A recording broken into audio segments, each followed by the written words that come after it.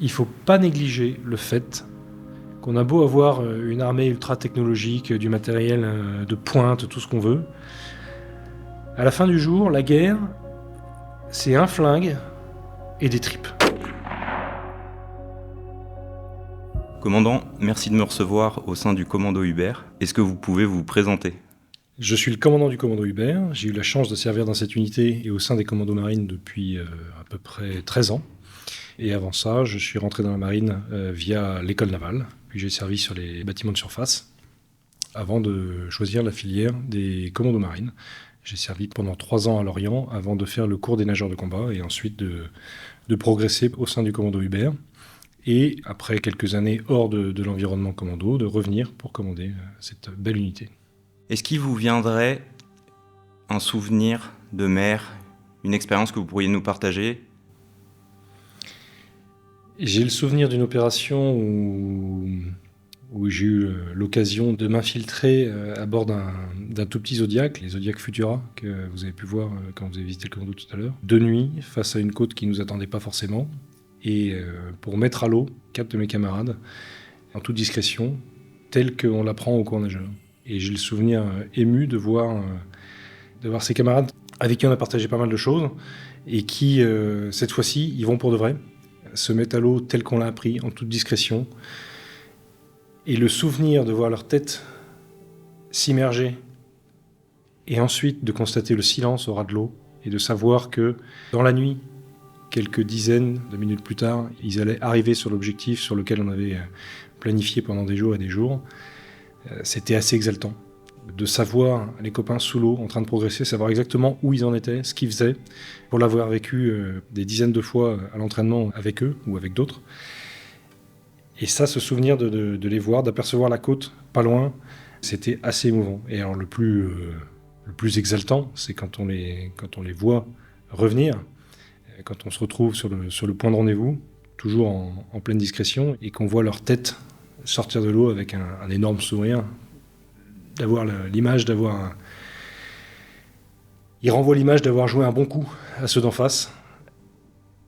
On a presque l'impression qu'ils sont partis entre copains pour rigoler. C'était tout sauf une blague. C'était un moment fort. Est-ce que vous pouvez m'en dire un petit peu sur le commando Hubert ? Sur son histoire, pourquoi ce nom ? Alors le commando Hubert, créé dans les années 50, à l'origine c'était le premier des unités de commando marine qui étaient parachutistes. Et puis ensuite, toutes les autres unités de commando marine sont devenues parachutistes.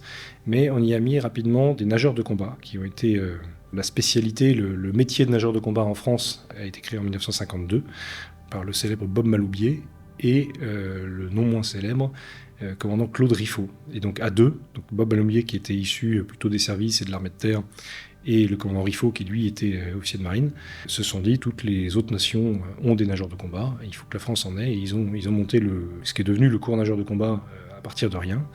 Et donc les nageurs de combat de la marine ont été reversés petit à petit au commando Hubert, et c'est devenu la spécificité du commando Hubert.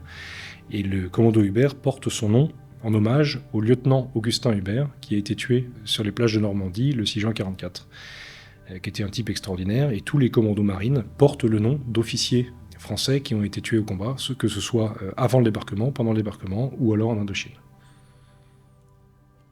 Justement, est-ce qu'il y a un lien transgénérationnel fort, encore aujourd'hui, au sein du commando ? Le lien est très fort. Quand on rentre au commando Hubert, ça marque à vie, ça forcément. Et puis ensuite, les gens peuvent poursuivre leur carrière assez longtemps. Certains, ils sont restés plus de 30 ans. Et ensuite, après avoir quitté le service actif, ils sont devenus réservistes au commando Hubert. Donc on peut faire un peu sa vie. Ce qui est très marquant, c'est que l'identité reste. On a un vrai lien entre les jeunes et les anciens, notamment grâce aux réservistes qui sont généralement arrivés à Hubert l'année de naissance de ceux qui viennent d'arriver. Et il y a une vraie communion autour de ça. Hubert, c'est une famille. On s'en détache pas et ça marque vraiment. Comment est-ce que vous honorez la mémoire de ceux qui sont restés au combat ? Alors le commando Hubert a perdu plusieurs hommes au combat depuis notamment la guerre d'Algérie et puis plus récemment au Burkina Faso avec Cédric de Pierrepont et Alain Bertoncello. Leur souvenir, il est présent au quotidien au sein de l'unité, plus particulièrement des deux plus récents, puisque la moitié de ceux qui sont encore ici ont fait leur cours nageur avec eux, leur stage commando, ont servi pendant des années avec eux. Donc le souvenir est vraiment extrêmement fort. Donc hier, on a marqué l'anniversaire des 4 ans de leur mort pour la France au Burkina Faso, pour libérer les otages français.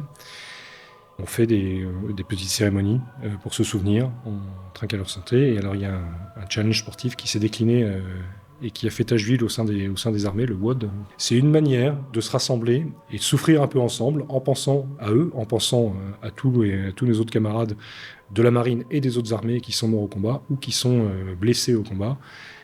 Et aussi, c'est important, je trouve, de penser aussi à tous ceux qui étaient au combat avec eux et qui sont revenus.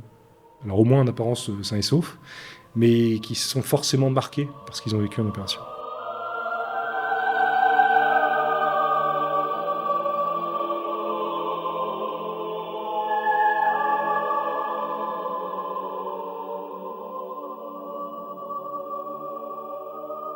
Qu'est-ce qu'il faut faire pour rentrer au commando Hubert ?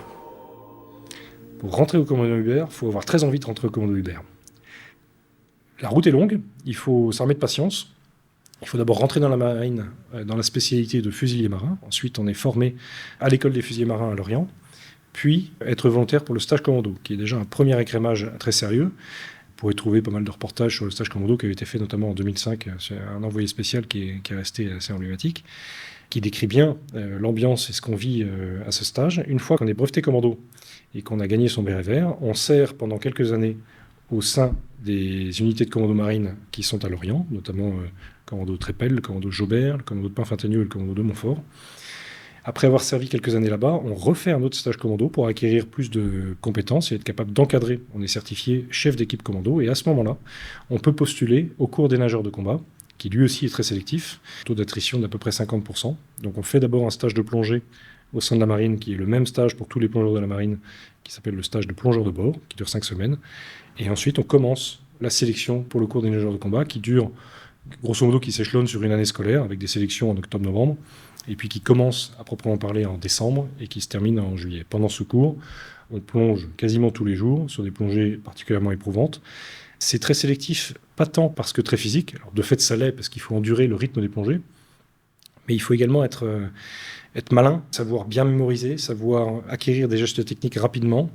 Ce qui est sélectif, c'est le fait de pouvoir apprendre des gestes techniques et les valider dans la foulée pour en apprendre des nouveaux. À chaque plongée, on rajoute une brique, c'est-à-dire qu'on apprend quelque chose à une plongée, la plongée suivante, on va le restituer et apprendre une nouvelle chose. Et donc si au bout de 4 plongées, on n'a pas compris les gestes techniques de 2 jours avant, on va au carton. J'ai eu l'honneur de passer beaucoup de temps avec votre unité. J'ai le sentiment qu'au-delà des capacités techniques et physiques, l'esprit, l'état d'esprit de la personne, pour moi, j'imagine, doit compter beaucoup dans cette sélection. Alors l'état d'esprit compte énormément, puisque pour réussir le cours nageur, c'est pas un cours qui est fait pour les gens perso. On ne peut pas être perso, ne serait-ce que parce que quand on plonge, on est toujours sanglé, on est toujours en binôme, et on a besoin de son équipier. L'un du binôme qui est responsable de tenir les caps, d'être à la boussole et de savoir en permanence dans quelle direction on va et à quelle profondeur on se trouve, donc il est garant à la fois de la réussite de la mission et de la sécurité, puisque la profondeur, étant donné qu'on respire de l'oxygène à 100% dans un appareil à circuit fermé, la profondeur peut être dangereuse pour nous. Il faut pas qu'on navigue trop profond pour pas que la pression partielle d'oxygène devienne nocive. Donc l'un est focalisé sur le cap, l'autre est focalisé sur les temps. C'est-à-dire que sur chaque plongée, on a préparé la plongée en amont et on sait exactement à quel cap on doit naviguer pendant combien de temps pour rentrer dans le port, trouver notre objectif et repartir. Et donc ce travail d'équipe, il est primordial, au niveau du binôme d'abord et au niveau d'un groupe plus conséquent ensuite, tel que c'est pratiqué après dans les escouades du commando Hubert, qu'elles soient spécialisées en libération d'otages ou en navigation en propulseur sous-marin.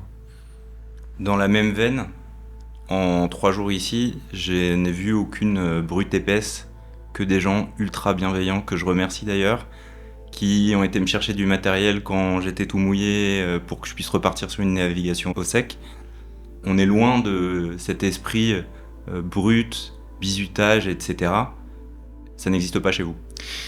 Il n'y a pas de brute épaisse, c'est pas un commando de brute épaisse, pas du tout. Il n'y a pas de gabarit formel, il n'y a pas que des gens qui ont des gros bras. Vous l'avez vu, un tireur d'élite qui a fait un certain nombre de missions hallucinants, qu'il est parachutiste chevronné et qu'il maîtrise parfaitement la navigation en engin sous-marin. Il y a tous les physiques qu'on peut imaginer, il y a tous les backgrounds qu'on peut imaginer. Ici, il faut être motivé, il faut être smart et avoir l'esprit d'équipe, l'esprit d'équipage. Et en fait, les gens ici, ils n'ont rien à prouver. C'est-à-dire qu'ils ont passé tous les filtres. Alors, il ne s'agit pas de prendre le melon, ça c'est quelque chose qui est hyper important, mais entre eux, ils ont été habitués à être extrêmement exigeants avec eux-mêmes. Du coup, ça crée au sein de l'unité une vraie émulation. Tout le monde a la volonté, vraiment dans les tripes, de donner le meilleur et de ne jamais être le maillon faible. Pas tant parce que derrière il serait puni ou autre, mais juste parce que on peut pas se permettre, on n'a pas envie de décevoir. Et du coup, tout le monde donne absolument le meilleur de lui-même. C'est extrêmement gratifiant pour un commandant. J'ai pas besoin de leur demander d'accélérer. Ils accélèrent d'eux-mêmes. C'est-à-dire que pour un commandant, il faut passer plus de temps le pied sur le frein que sur l'accélérateur. Les gens se donnent ici à 200% et sont très fanas de partager leur expérience, très bienveillants vis-à-vis de ceux qui arrivent, et c'est une vraie joie. La particularité du commando Hubert, c'est que c'est pas uniquement un commando de nageurs de combat. C'est évidemment la spécialité phare du commando, mais comme vous l'avez vu, on a beaucoup de spécialistes d'autres métiers de la marine. Alors on a des commandos qui ne sont pas certifiés nageurs de combat et qui font leur travail de commando au sein de l'unité. On a des mécaniciens, des électriciens, des manœuvriers, on a même des plongeurs démineurs qui sont utilisés à la fois pour leur expertise en plongée dans certains domaines et pour leur expertise des explosifs pour certaines autres missions.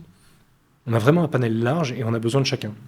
Et ce qui est très intéressant, c'est de voir comment la mayonnaise prend et comment tout le monde arrive à vouloir atteindre cette perfection et qui est, je pense, très bien forgé au sein du cours nageur, puisque pendant ce cours-là, on va vous demander d'être tellement rigoureux dans la préparation de la mission, de la plongée que vous allez effectuer, dans la réalisation une fois sous l'eau, pour bien tout se rappeler, bien que vous soyez dans le noir, dans le froid, avec la fatigue, avec l'angoisse d'avoir les bateaux qui peuvent bouger au-dessus de vous, d'entendre les moteurs des bateaux qui tournent en ne sachant jamais s'il y en a un qui peut passer ou pas. Alors, en entraînement, toutes les mesures sont prises, mais néanmoins, c'est quand même pas naturel d'être de nuit sous l'eau dans un port.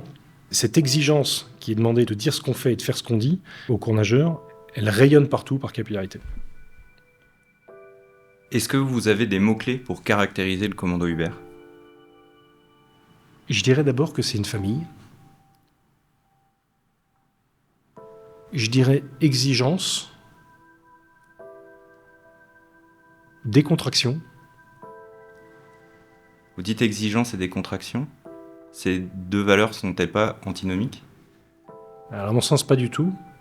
Parce que c'est justement parce que vous êtes extrêmement exigeant, parce que vous savez exactement ce que vous allez faire et que vous avez réfléchi à tous les canons conformes et que vous êtes entraîné correctement, que vous pouvez vous permettre d'être décontracté. La décontraction, elle impose aussi une certaine humilité. C'est-à-dire qu'on se permet de décontracter que quand on sait qu'effectivement, il peut tout nous arriver aussi. Combien est-ce que vous êtes au commando Hubert ? Joker. Vous êtes organisé selon des spécialités bien réparties. Est-ce que vous pouvez juste nous les citer ? Les spécialités du commando Hubert.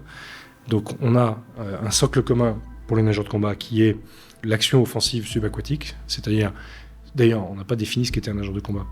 Un nageur de combat en France, c'est quelqu'un qui est capable de plonger pendant 4 heures et qui plonge avec un appareil en circuit fermé en respirant de l'oxygène pur, et qui navigue avec une boussole et une montre, sans jamais sortir la tête de l'eau, pour trouver son objectif, poser une charge explosive, et repartir. Ça, c'est le contrat de base, c'est ce qu'on apprend en cours nageur. Ça prend du temps, ça veut dire qu'il faut être extrêmement à l'aise dans l'eau, ça veut dire qu'il faut être suffisamment malin pour retenir toute la plongée par cœur, parce qu'on ne prend pas de notes sous l'eau.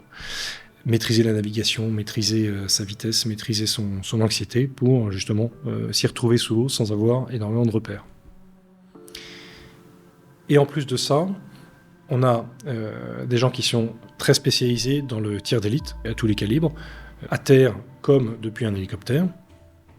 On a des gens qui sont spécialisés dans la libération d'otages, que ce soit en mer ou à terre.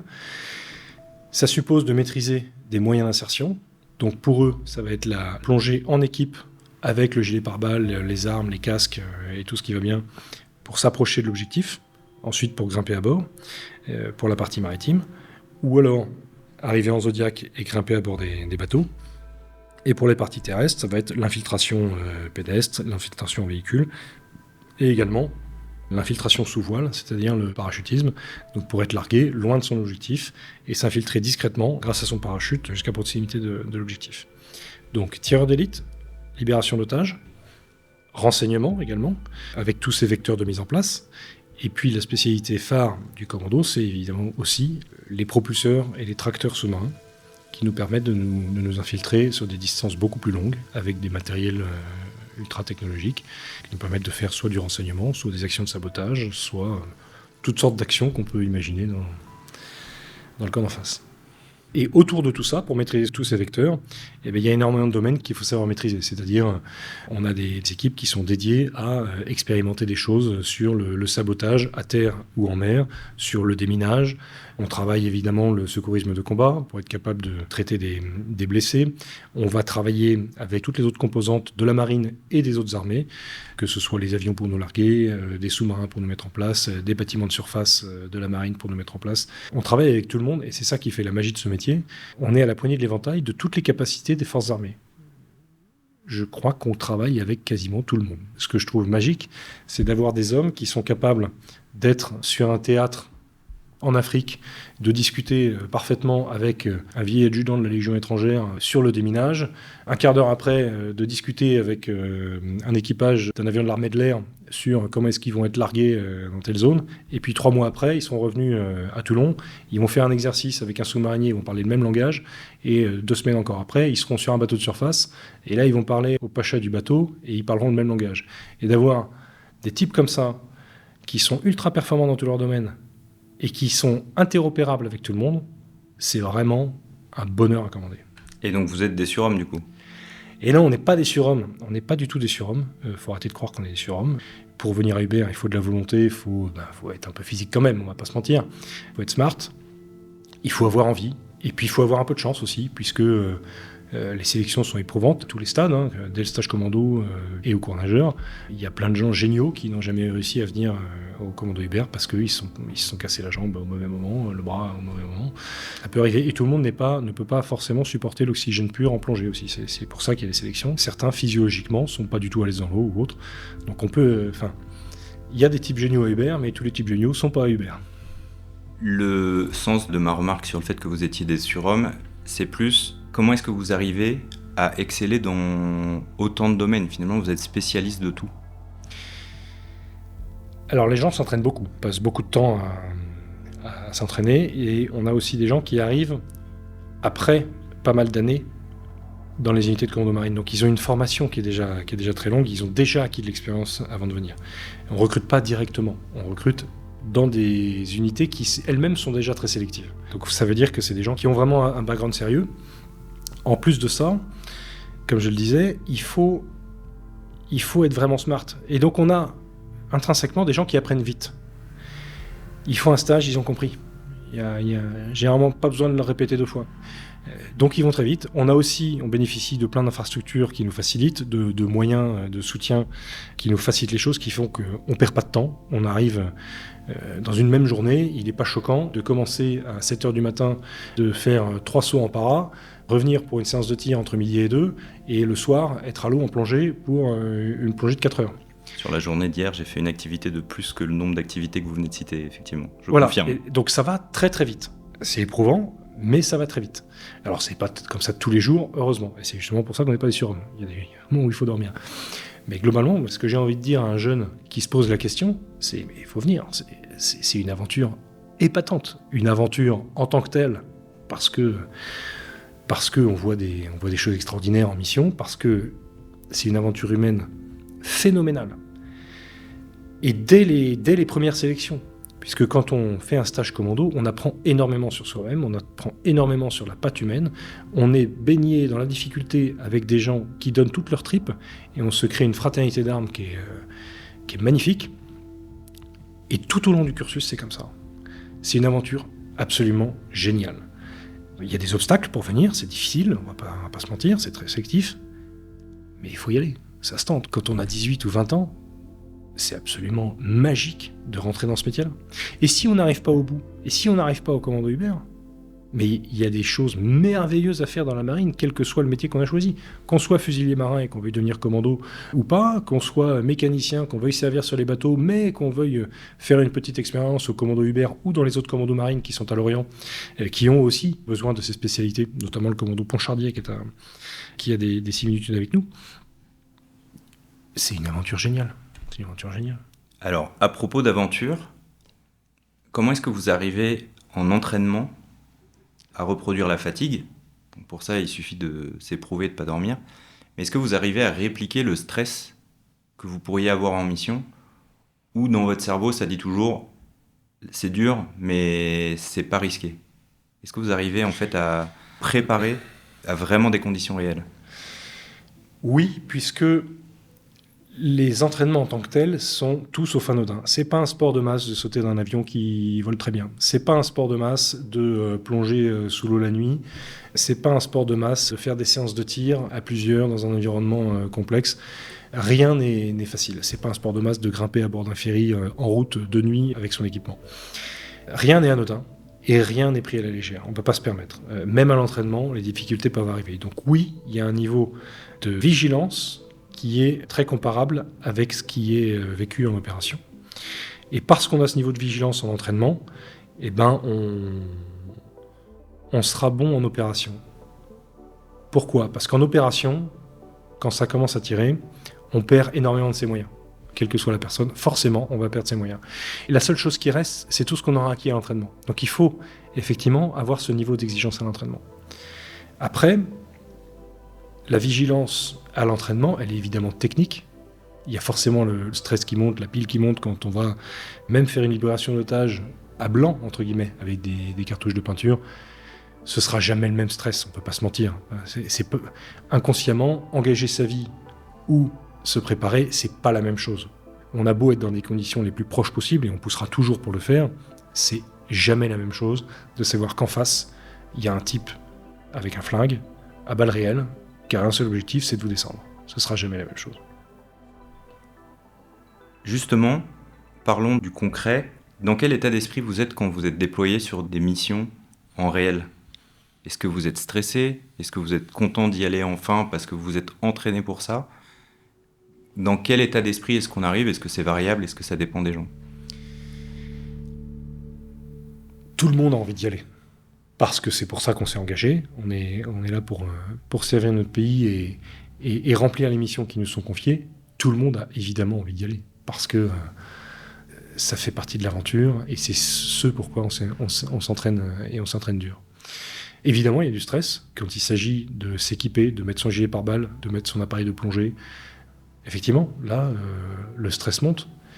Et on se rassure avec l'entraînement qu'on a vécu, on se rassure avec la planification qu'on a fait, avec toutes les répétitions de cette mission spécifique qu'on a pu faire, que ce soit des répétitions dans les conditions du réel ou des répétitions mentales. On fait beaucoup de répétitions mentales au commando, ou des drills à blanc. Vous verrez sur le commando des gens qui font comme des ballets. En fait, ils répètent leur plongée dans la cour, en répétant exactement chaque geste qu'ils vont effectuer. Donc oui, il y a du stress. Les gens veulent y aller, et ils acceptent ce stress. C'est assez ironique que je vous pose la question à vous, commandant.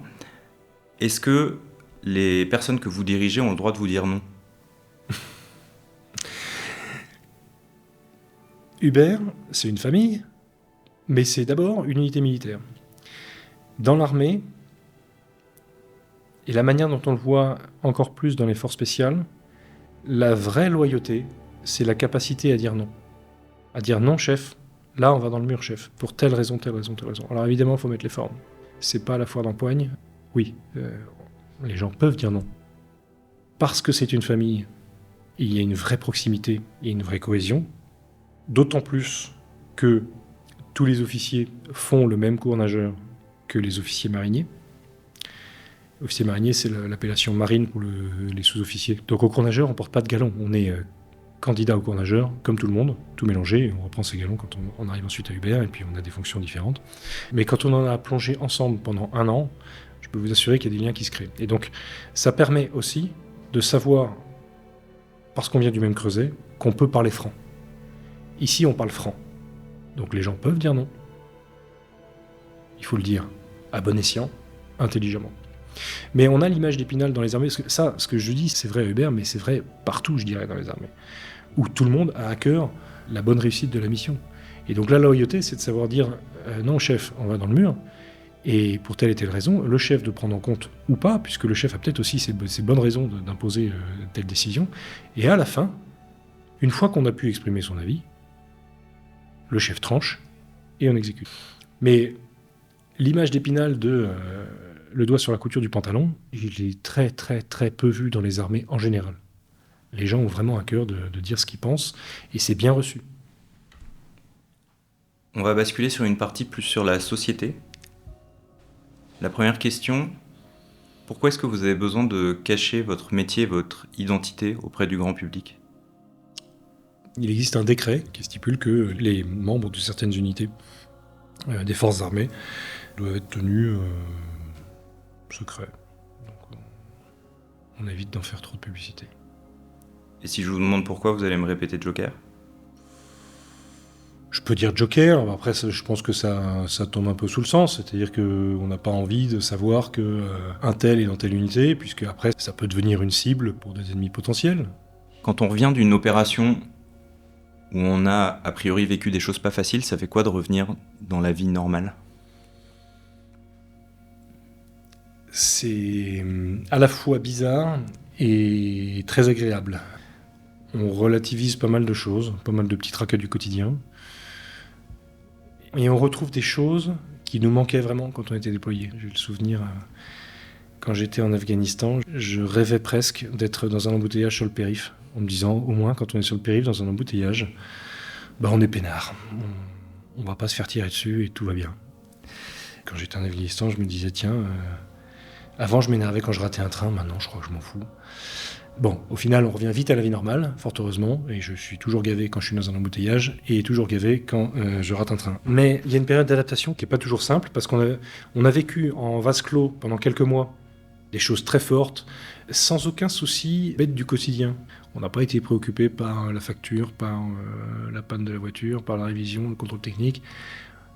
C'est tout bête, hein, mais on était un peu dorloté, le mot est fort, mais on était dans notre bulle. Et quand on sort de la bulle, il faut se confronter à ces responsabilités de la vie normale. Puisque la vie normale, c'est la vie que vous connaissez et que tout le monde connaît. C'est ça la vie normale. La vie normale, ça ne doit pas devenir quand on est déployé. Sinon, c'est un coup à vriller. Alors justement, j'avais trouvé une interview d'une personne qui disait que quand on a partagé cette vie si intense pendant des mois, et au retour, on revient dans ce monde où on se dit « mais est-ce que je peux vraiment faire confiance à ces gens ?» etc. Il y a une adaptation qui est vraiment extrêmement compliquée. L'adaptation, elle est compliquée, mais elle est capitale. C'est-à-dire qu'il faut revenir dans la vie normale, il faut faire confiance aux gens. Forcément, on a vécu des choses extrêmement fortes avec ceux avec qui on est parti, et c'est pour ça qu'on parle de fraternité d'armes. Et ça, elle reste. Quand je disais Hubert est une famille et ça marque à vie, oui, c'est les gens avec qui on a vécu des moments forts, on les gardera à vie, mais on retrouve ça dans énormément d'unités. Et c'est aussi pour ça qu'on voit des anciens combattants qui, extrêmement vieux, insistent encore pour commémorer leurs camarades qui soit sont morts sur place, soit sont morts entre-temps. Et on ne peut pas l'enlever des tripes de quelqu'un qui est parti au combat. Et c'est vrai dans tous les pays, et c'est vrai à toutes les époques. Ce mot de fraternité d'armes, il est très fort et il prend tout son sens au commando Hubert, mais il prend tout son sens dans toutes les unités qui sont parties au combat. Quelle relation vous gardez avec vos frères d'armes qui ont quitté le commando, justement ? On garde toujours des liens. On se tient au courant, on s'appelle. Parfois, on peut ne pas se voir pendant des années, mais quand on se retrouve, il y a quelque chose de spécial. Il y a un truc qui se passe. On s'oublie jamais et les types peuvent avoir changé de vie complètement. On a vécu un truc qu'on nous enlèvera jamais. On va passer très rapidement sur une partie plus technologique. Dans quelle mesure est-ce que les personnes ici prennent part à l'innovation dans le matériel? Alors, ici, les gens ont plein d'idées. Ils aiment beaucoup innover. En fait, c'est le mix des gens qui utilisent de la très haute technologie qui a été conçue par des ingénieurs qui coûtent très cher et tout ce que vous voulez. Et puis du commando qui a été habitué à se débrouiller avec un bout d'élastique et, et son opinel. Et la conjonction des deux, elle est extrêmement intéressante parce que vous aurez des problèmes extrêmement ardus qui seront résolus avec un truc complètement loufoque, mais qui marche. Et ce qui nous intéresse, nous, c'est le truc qui marche. Alors évidemment, quand en plus ça peut être fait rapidement et pas cher, on est fanat. Les gens ici, et quelles que soient les spécialités d'ailleurs, aiment beaucoup bricoler, innover. Ce qui n'est pas toujours évident ensuite, c'est de passer à l'échelle et d'arriver à industrialiser le produit. Mais ils sont à fond dans l'innovation. Et en fait, l'innovation, elle n'est pas que technologique. L'innovation, elle est aussi dans les procédures, dans les manières de travailler. Toujours challenger, ok, mais pourquoi est-ce qu'on fait comme ça? On a fait comme ça pendant des années, oui.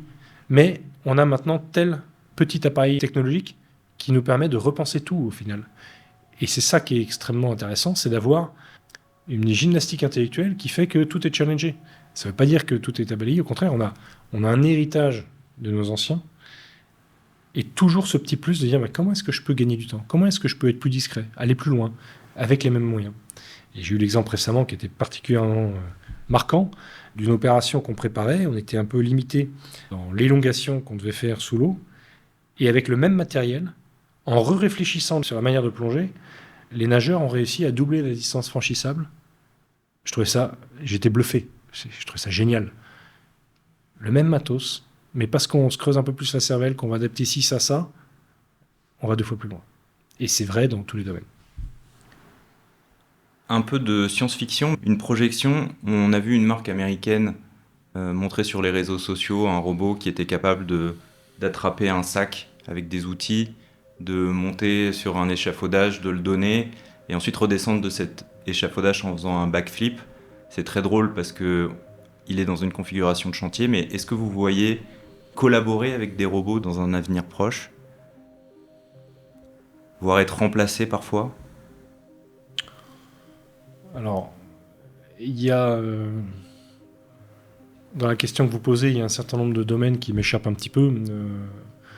Où on en est dans les armées françaises dans la robotisation, j'ai pas suivi ça de près. Ce qui est certain, c'est qu'on aura toujours besoin d'hommes. On a toujours besoin de prendre des risques avec des hommes. On observe dans les conflits récents et dans les innovations technologiques de plus en plus de dronisation. C'est vrai dans tous les domaines, c'est vrai sur les airs, en surface, en terrestre ou sous l'eau. Il faudra collaborer.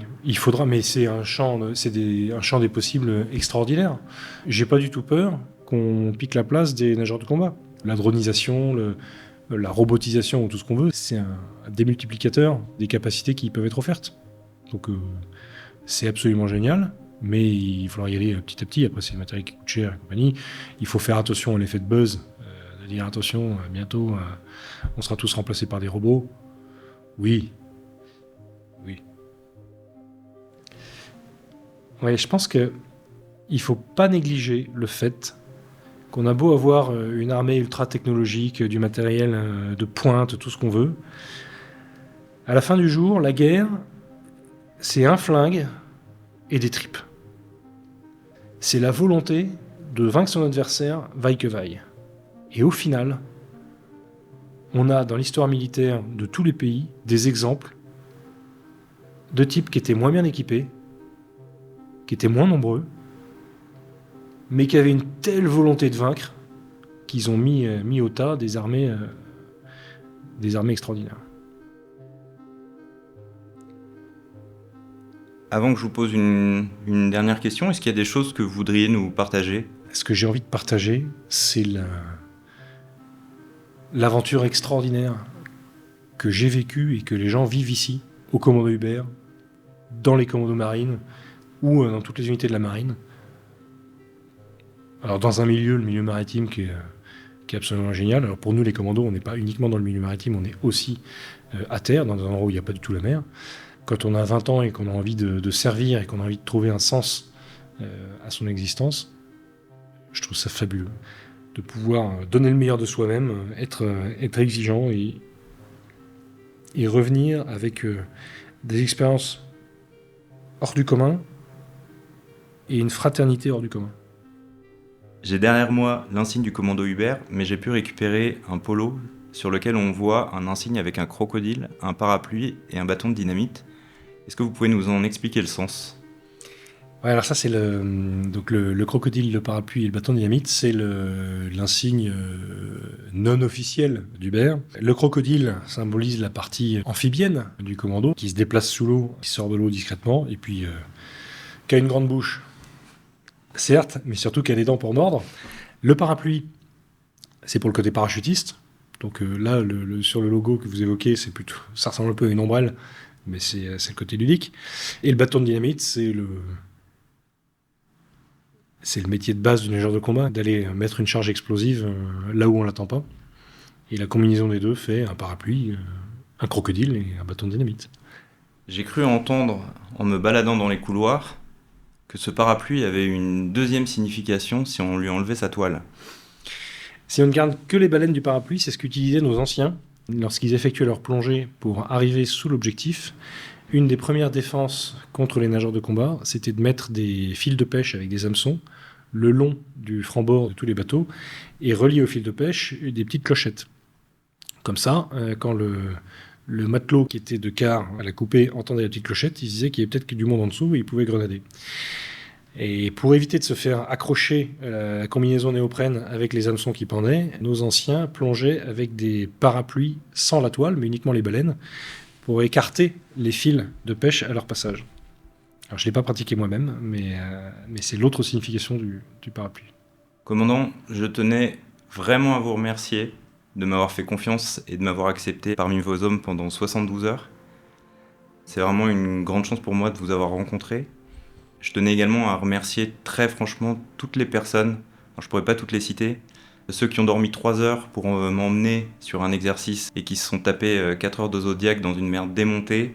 Tout le monde a été aux petits soins quand j'avais les pieds mouillés pour aller me trouver des chaussures sèches. J'ai vraiment été accueilli d'une manière extraordinaire et je vous en remercie. C'est un plaisir. Je suis ravi de vous avoir ouvert les portes. Nous, on est fanats qu'il y ait du monde qui vienne nous voir, qui rentre chez nous. Donc, faut pas hésiter. La route est longue, mais la route est belle. Cliquez sur la vidéo qui s'affiche à l'écran, il s'agit de mon documentaire en immersion dans le secret du commando Hubert.